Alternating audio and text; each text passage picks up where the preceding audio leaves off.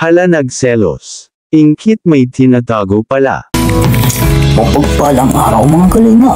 Alam mo na ba ang latest? Tara, ating alamin.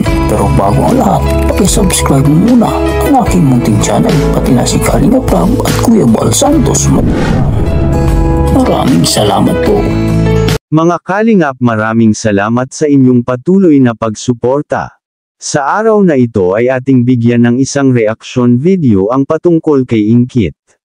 Base sa ating napag-alaman sa mga vlog ni Kalingap Prab.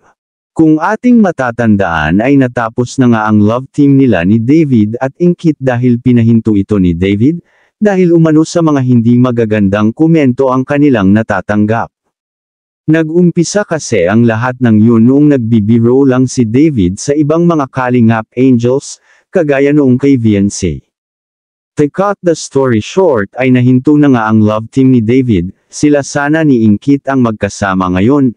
Ito ang napansin ni David sa muling pagbisita ng Kalingap sa kanila ni Ingkit, kapansin-pansin ang pagiging blumang ni Ingkit at masayahin.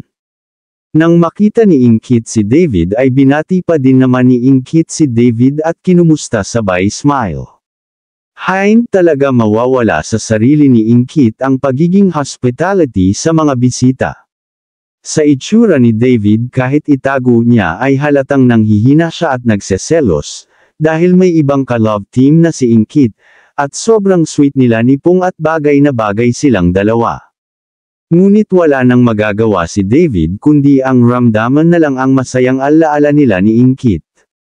Ang nakakagulat ay sinabi pa ni David na marahil ay nasa tamang tao na si Ingkit dahil lalo siyang gumaganda at naglumang. Samantala may tinatago pala si Ingkit at Pong, ito ay hindi dapat malaman ng iba. Narito ang maiksi na video, panuurin natin. Off-cam, gano'n.